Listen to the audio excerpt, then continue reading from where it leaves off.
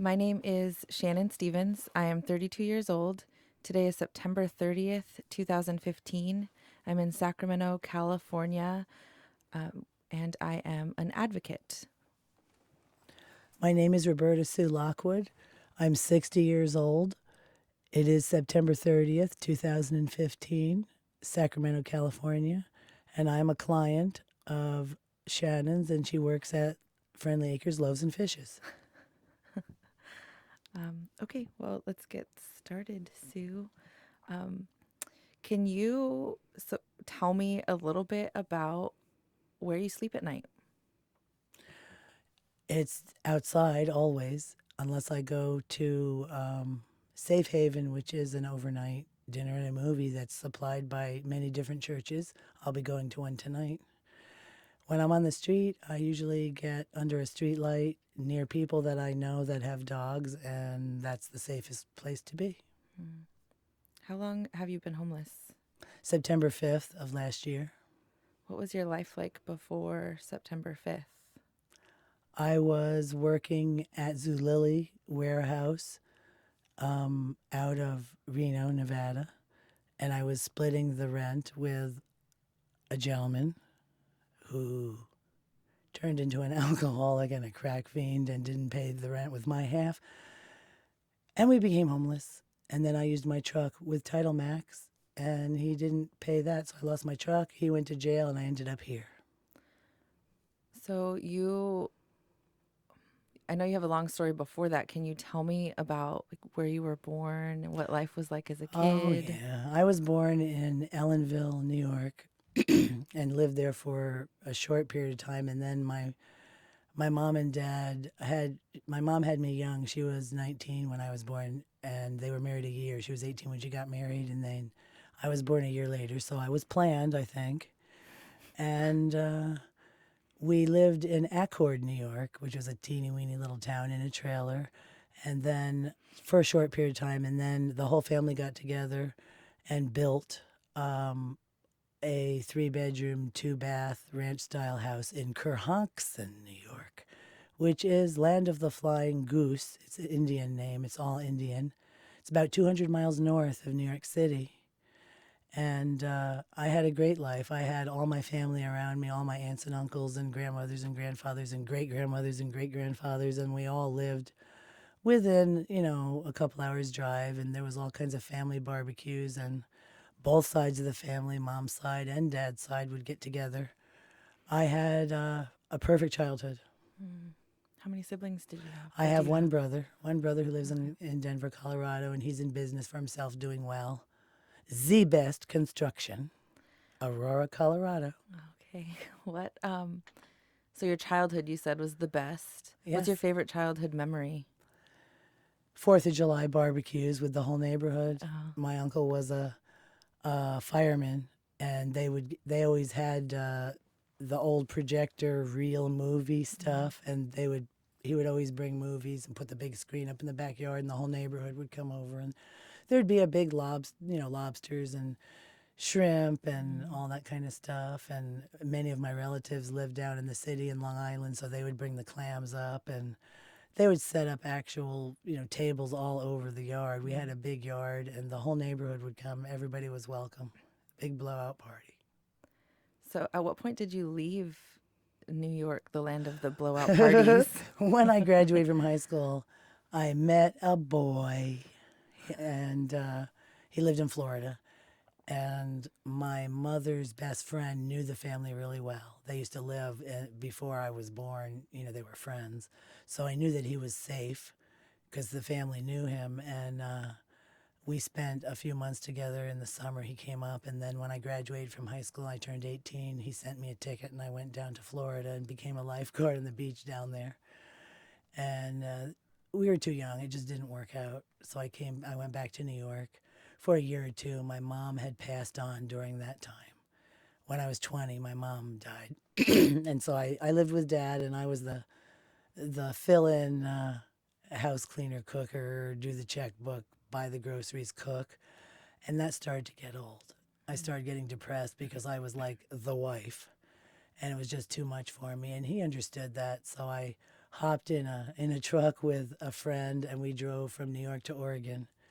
And I moved to Idlewild Park, Oregon, and that's where I got hooked up with the college and the CETA program, and they helped fund me through college, and that's how I got to become a forestry worker and start my career in June 9th, 1980, So where did you go to college? in Winchester, Oregon. And what was your degree in? Or Forestry. is it in? Yeah, forestry. So I was on a co-op, and I was actually hired, interviewed and hired by the USDA Forest Service people, and they chose me before I even graduated. So I had a job waiting for me when I Oh. graduated from college, co-op program. And that was not so good because the men that went to the interview too ended up working with me in the same ranger district, and they were rather nasty. And you got hired because you're a woman, because 1980 it was, they were really pushing for to hire women and people of color, and to try to even out the demographic. Mm-hmm. And I said, yeah, I did get hired because I'm a woman, but I'm also a straight A student, and I got a good recommendation from the professor, and you didn't. So there. That was the end of that discussion. I also ended up being their supervisors, Oh, wow. and that ended a lot more discussion. Sure. I was a good supervisor, though. How long did you do that work? 30 years. Oh, wow. Yeah, I Okay. retired in March of '07. So during that time, you met and married I your met, yes, spouse? I met both of my husbands working in the Forest Service, living remotely. We were 60 miles from the nearest town, which was Roseburg, Oregon, and it was on the Umpqua National Forest.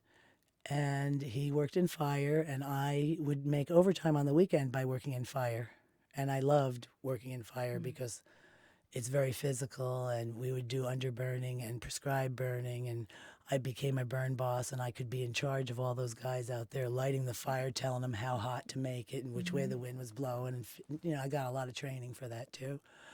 And I ran an engine, and I knew about hydraulics and hose lays and all that kind of stuff, and they were jealous that I could do it, and I could do it better than them. I didn't need to hit my calculator to figure out what size hose to use. I could just look at the hill and go use that one because it was a natural fit. Wow. So then I got a little older, and I decided let the kids. So I started working in fire camp as just a driver to see what it was all about. And I was always looking at the mess and how things could be better done. And my supervisor said, you're going to be a boss, and you're going to training. I'm paying for your training this winter, and you will be working under me next year in facilities. And I did it, and I did a lot more fire time through the years. Took a couple years. It usually takes 10 years to get where I got. But it's just like running a big house, a huge household: garbage, sewer, water, food, sleeping area, cleanliness, clothing, tools. I mean, it's the same thing. And you're in charge of that whole shebang under facilities. So I am a trainee facility unit leader right now because I've been out of the loop for a while, and I have to get recertified. But it will only take a job or two to get me recertified, and I would have done it this year, but I Oh. didn't have my ID, or I would be making about $5,000 every 2 weeks after taxes, because you make about 35 an hour when you're retired because they have to pay you union wages.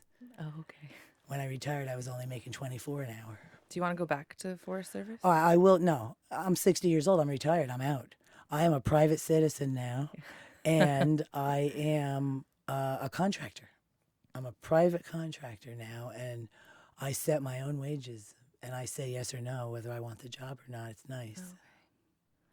So what about the time you spent in Alaska? What's that all about? I moved up to Alaska in a dual career transfer. My husband had worked up there when he was a young hotshot. He was with the Midnight Sun Hot Okay. Shots, and he wanted to retire up there. And he was ready to retire before me. And he said, let's go up there. You're going to love it. The hunting, the fishing, which we like to do. It's beautiful. You'll love it. And I said, okay, as long as I have a job when I get there. I spoke to the ranger who's in charge of the whole area. And she said, no problem. We'll even give you a promotion when you get here. I said, okay, we'll come. And they like dual careers because single people don't make it up there very Mm-hmm. often. With women don't, anyway. And she wanted a woman on the district. And I was multi-skilled in fire and timber and archaeology and biology, and I've done all of the jobs. I never did get the promotion. She ended up leaving, but it didn't matter. They paid me my old wages. And I was at the front desk for information management, and I was way overpaid. And all the ladies in there noses were out of joint because I was making, a lot more money than them, but she had nowhere to put me at the moment. But I was knowledgeable enough that I could do the front desk and the information about all the hiking trails, and I knew the fire regulations and the camping regulations from my old job. And federal is federal, no matter where you go. They're real similar. Plus, I'm a map maker. I do the GIS ArcView cartography stuff, and I print.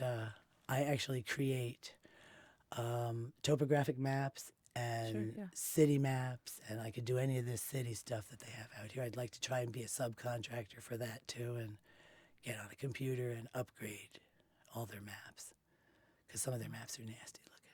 You got to make them better. Oh, of course. Just take Yeah. the old file and edit. It's fun to edit somebody else's work when they've done all the hard work. Sure. So do you have any children with? I have a son in Seattle, Washington. He's 31, and he's a wonderful man. But he had a wonderful mom, therefore he's a wonderful man. And he's looking at buying a home and getting married and starting a family. Yahoo! I'll be a young grandma. And then I have a stepson who's in Oregon, and he's 29, and he's took after me, kind of. He's an old hippie, and he raises bees, and he wears tie-dye, and he has a ponytail, and he's a sweetheart. I don't see him or hear from him very often, but we'll get back in touch once I get back, in the land of the living. Yeah. Can you talk to me about what it's like, I guess, like a day in the life of a homeless person in Sacramento? What does your day look like? Well, the brightest spot is 7 o'clock when the gate opens at Friendly Acres, and we have running of the bulls. And everybody runs in there as fast as they can and grabs a cup and gets in the coffee line. And it's kind of funny with all the wheelchairs and walker people and stuff. I mean, I try to look out for them, but they basically get trampled, and they're getting used to it, and they're tough. And then after that, you get your go over and get your lunch ticket so that it'll be an early ticket, and go over and sign up for a shower and look around for any goodies that might be getting handed out. You never know. And after shower, you kind of hang out and wait for lunchtime. And then after lunch, you're waiting to get booted out at 2:30 because that's when Friendly Acres closes. And that's when you start thinking about, where will I sleep tonight? Is it really, really hot? I'm going to hang out in the shade for a while and then go look for a place to sleep. And I have a few people that I camp with, and some of them camp at the river. I don't go there anymore because there's been trouble down there with a lot of theft and fighting, so I don't go near the river. I stay in the cleaner areas of town, and under a streetlight with folks that have husbands and dogs, and if a dog walks near anyone that's camping with them, it will growl. So we're pretty safe. You just have to be aware, that you can't just go walking down a dark alley to go find a place to go pee-pee at night or something. You got to be careful there isn't somebody lurking or whatever. So you just have to be really aware and looking around and listening all the time. So what does that do for your sleep if you're always having to be Well, alert? sleeping is not a problem. I go out like a light because the dogs are there, and the people are around me, and it's safe. Having to get up and go find a place to go, it depends on what time it is. There's lots of people up sitting. I mean, you can't just go. You've got to hide somewhere. At night, it's easy. During the day is the biggest problem because you're not allowed to use restrooms. Most all places, unless you sneak in, require that you buy something to use the restroom. Yeah. And I have no money. I have had no money since I became homeless, other than a little bit of recycle money that I get here and there. Buy a soda, buy some tobacco for rollies, buy a pack of cigarettes maybe, and I'm quitting smoking before I get a job because I don't want to smell like an ashtray when I walk in the office. Mm-hmm. So I'm down to about 3 or 4 a day. I'm doing well. Not using nicotine gum either. I'm strong. I can do it. It's just it's boring. That's why I started smoking. I didn't smoke till I became homeless again. I quit many years ago, and then I started smoking because I was sitting around all day. Hey, Sue, you want a rollie? Sure, what the hell? It's like Oh, wow. I'm Yeah. bored, so I'm smoking. It gives you something to do with your hands. You look at the smoke come out of your mouth. It's just like most people smoke because they're bored out there and they smoke way too much. So are you spending most of your day at Loaves and Fishes Yes, until... yes. Okay. Unless it's really, really, really hot and the misters aren't going, and there's Mm-hmm. no breeze, we may go to the river. We go to the nice part of the river up by 5th where the yachts are heading Yeah. toward Discovery Park, Okay. not the nasty part down by 10th and 12th is kind of dirty and lots Mm-hmm. of litter and stuff. A lot of drugs down there, so we don't go down there. And I will go swimming in the afternoon, and I go over to to Old Sac a lot and walk around, and you can go to the river down there and swim too, right, right over the side. Mm-hmm. So I hang out with the tourists, Yeah. and I fit in. People don't know. You can go in and get free taffy Oh. samples. I A love little the taste taffy. test. Yeah, yeah. So it's nice to make believe that you're normal and go fit in over there. And I'll go to the library and check that out during the day and try to do normal things that I'm used to doing rather than sitting with the flies and watching people drink beer and smoke weed and do other things.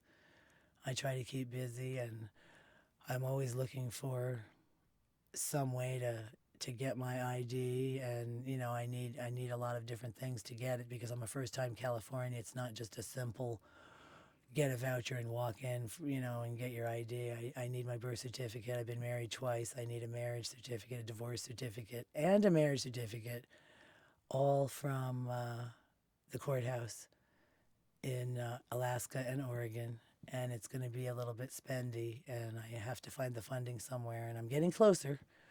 I wouldn't be doing this interview right now. I wouldn't be here if I had my ID. So Jesus has some reason for having me here this long, because I've done everything possible to get my stuff so that I can get in before the winter and have my own place, or at least have a roommate or something. I have a lot of friends who would like to be my roommate, but they're not going to be unless they direct deposit their check right into the landlord's account. Yeah. Right. I've been there before. I'm not going to do that. So you moved to Sacramento not knowing anyone, Yes, I got a free ride over here in a hippie bus. and They were heading over, and I came to Loaves and Fishes because that's where I was told to go. Oh, okay. And I said, "Oh my goodness, look at this place. It's heaven." And I got right in the program, started asking questions, and got going with it. And I've been going with it ever since. I remember your first day at Loaves and Fishes. I asked so many questions, and I did everything right, and I follow the rules, And I've been trying since my first day here. Well, no, my ID expired June 1st on my 60th birthday, so that's when it became an emergency because I couldn't afford to get another ID before it expired.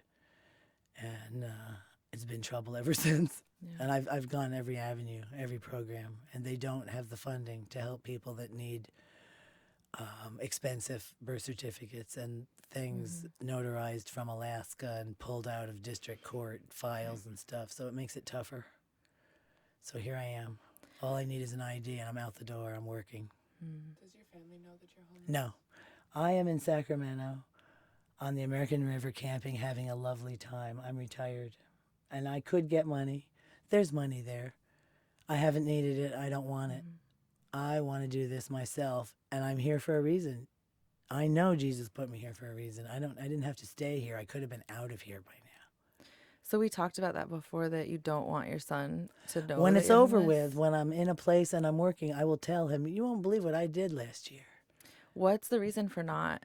Because Telling them. I have always been stubborn and self-sufficient and worked full-time. I had him while I was, my water broke while I was on snowshoes marking timber out in the woods. I worked right up until my last day. I've always split the rent and the chores, although they weren't split evenly with husbands. and I've always taken care of myself. And no one has given me anything. I earn it, and nobody's given me anything. And I I'm too proud, I guess, to ask him for the help, even though he would gladly. Mom, anytime you need anything, he always says that when I talk to him. You need any money? You need anything? How's your phone? You need a new phone? I'll put you on my family plan, blah, blah, blah, blah. No, I'm good. I'm good. I'm good. I don't want to be a burden to him at all. Not that it would really be a burden. When I'm 90, I'll be a burden. Then he can put me in he has money. He's making a good living. He can put me in a nice place in Arizona or something when I'm 90. In assisted living. That'll be fun. Do you talk to your son regularly? When I have a phone, I do, yes. Right now, I have been doing Facebook, Okay. maybe once a month. He's very busy. How do you get internet And, access? I go over to the library, or I can't get a library card because I don't have ID, or I would be using the other library downtown too. And people have internet on their phone, and they let me get into my my email and and Facebook on their phone if they have it already. You can just get in. But I don't like to bother people with that either. So I'm hoping I'll have my ID in the next couple weeks, and then I'll have a phone and I'll be back in business. But there's a lot of people I need to get in touch with. I was on Facebook for 30 seconds, and I just put a little note on there, and it lit up the chat. I did it on purpose. Everybody. Sue, is that you? Is that really you? You're okay? Because they haven't heard from me in a couple months, but they're used to that. A couple months at a time, I just don't care. I'm not a Facebook person. Yeah. So I'll have somewhere to send them now. Right. I will direct them to this website. So you talk a lot about when you get that ID because it's really difficult for homeless people to get that. Yeah. You have dreams. You have goals. Well, yes. Can you talk about there? them? There is one special job that I'm not going to speak about right now because people that might interview me or hire me may be looking at this, and I don't want them to know that I'm homeless, applying for a really good job in this town in a very important building, and they don't need to know this. And there's lots of other jobs that I would like to do, but I would like to make more than minimum wage. And this other job is $150,000 a year. And there are 3 of them coming open. You want to stay in Sacramento? For a while, I'd like to go back to Alaska next summer. So if I can work in the next month or so and start working with a good wage, I will save every cent because I can live very cheap. I've proved that to myself. And I'd like to go back up to Alaska because it's crisp and clean, and nature is not the enemy. People are. Yeah. And I love the wide open spaces. I love living right on the beach in Seward, Alaska is where I will go back to. I have many native families, people there that I'm very close to, and I miss it. And I would like to go back. But who knows what Jesus has in store. I may not be going back to Alaska right away. I might have to stay here and be the direct liaison between this office and Loaves and Fishes and be an advocate, a paid advocate. Yeah. You never know. That'd be pretty great. It I would. think you'd make a good advocate. I would. I know the programs inside and out, and I know their faults and where they fall short. And I know what the people need. I know what the people need right now. If anybody's interested, I can give them a perfect list of every single item that would help. And you guys know, too, pretty much what they need. But the donations is what makes or breaks them out there. So can you talk about that? Like when you're living outside, you have basic needs that are different from people who are housed. Can you talk about what some of those things are? Well, food is pretty much taken care of. You have to be lazy or just plain not paying attention to anything to go hungry. People don't go hungry. There's plenty of food. You can eat Monday through Sunday. You can eat 7 days a week. You can have a dinner. You have lunch 7 days a week at Loaves and Fishes. All the facilities aren't open on the weekend, but you still have bathroom and lunch. And then you have all the Christian people that come, the Mexicans and the Asians, and they bring all their wonderful food on Saturday, and you collect all kinds of extra goodies. And Sunday you have breakfast at different churches. You have Bible study during the week, which also gives dinner. And if you get involved with this local area, you won't go hungry. So hunger is not a problem. People think, you're always hungry. It's not true. There's a lot of fat homeless people out there, and that's why they worry about food, and they get plenty of it. I sometimes actually do go hungry, and my stomach is growling when I go to bed at night, but it hasn't hurt me yet. I'm on the thin side right now, but it's kind of nice being a thin older lady in shape that doesn't have a spare tire, and I look like I'm 40. I'm having fun with it. I have to show ID to prove I'm not older.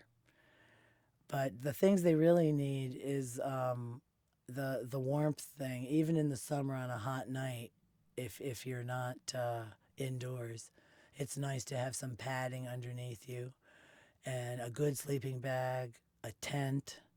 It doesn't have to be an expensive tent. A $50 tent at Walmart is good enough with mosquito netting.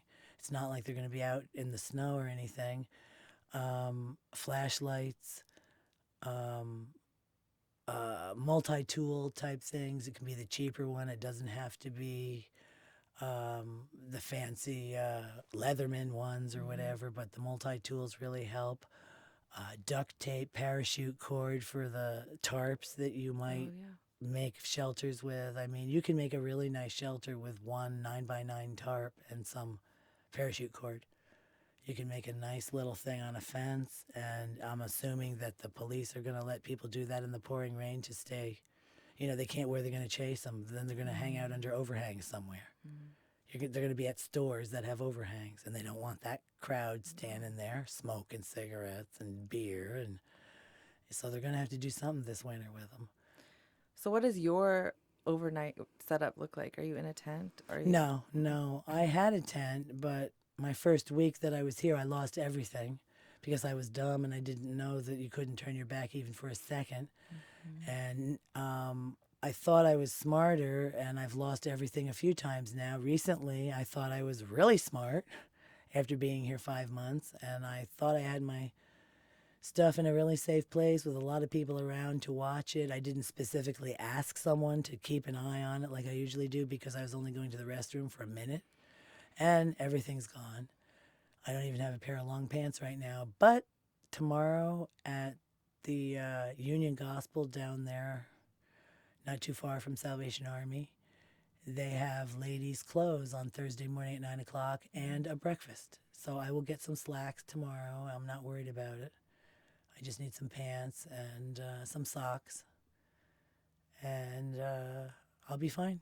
Can you talk about the first night that you were homeless? My first night I was homeless here I started in Reno. Whichever one you Okay. Reno was horrible. My roommate did not follow the judge's orders, and he ended up in jail. And I didn't really know anybody in Reno. We were evicted. We were living in the back of my truck. It had a little camper shell on. It was set up pretty nice. Small, though. It was the short bed, small Toyota.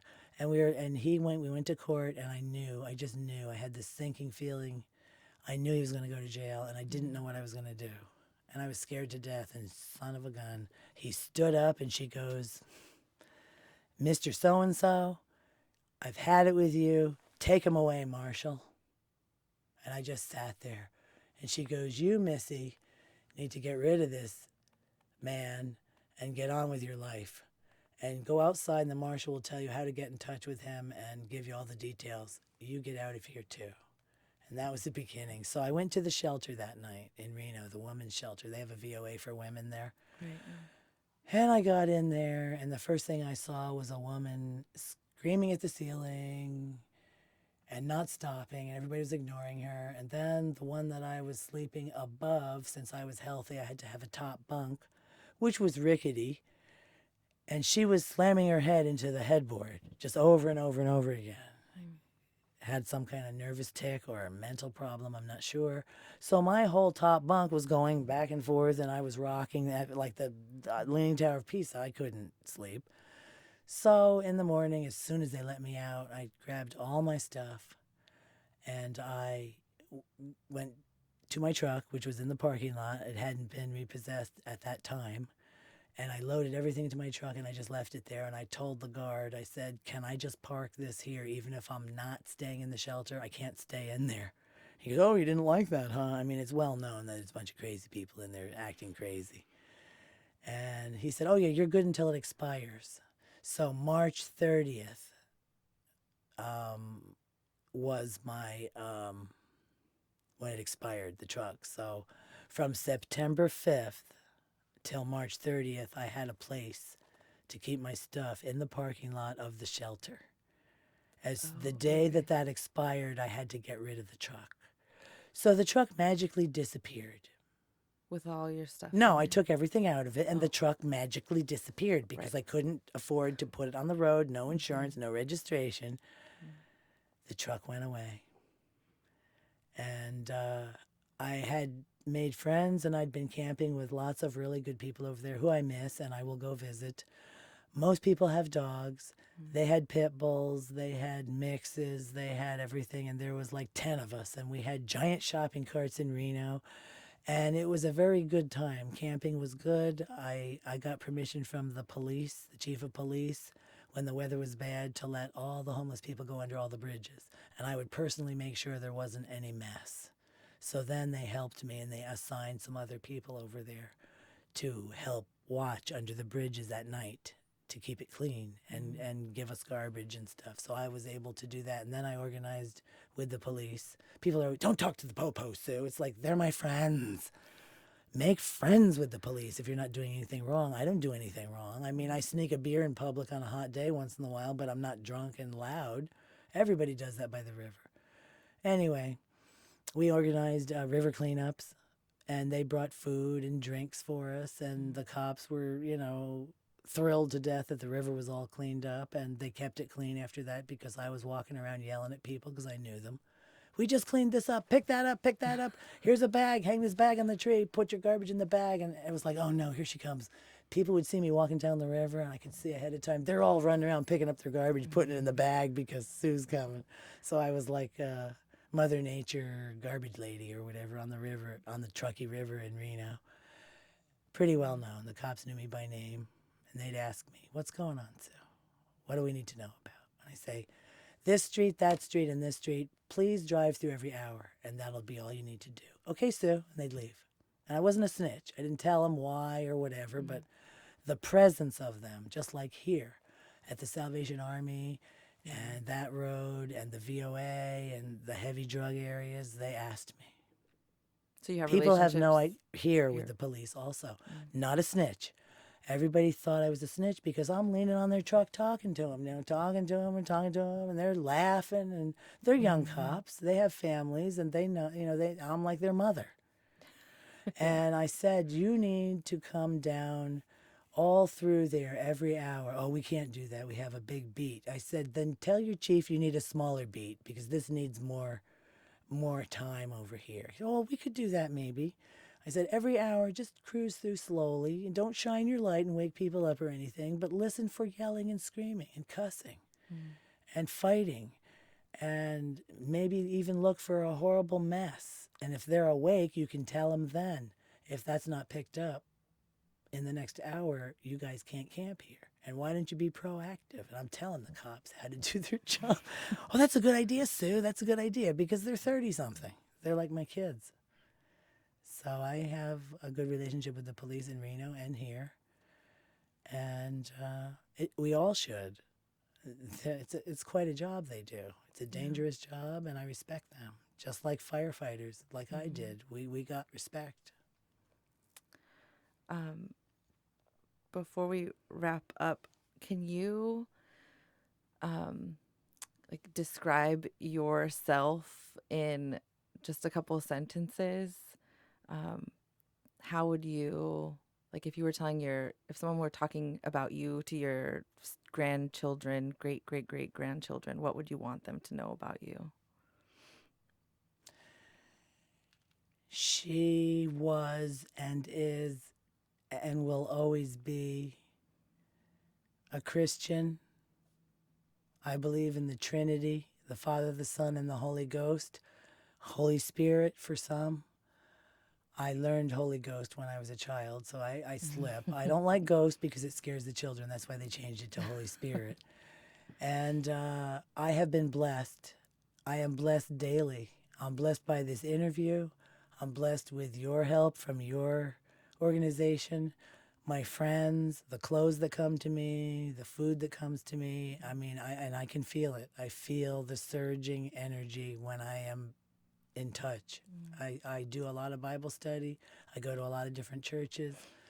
I hang around with people who also do Bible study. And I'm very spiritual. And my Aunt Patty in New York was so thrilled to death when she found out that I got baptized. I was baptized Catholic, but I didn't like the religion. And so I was baptized at the church right at Loaves and Fishes recently, a couple months ago. And I did the full immersion thing, and it was wonderful. And I floated out.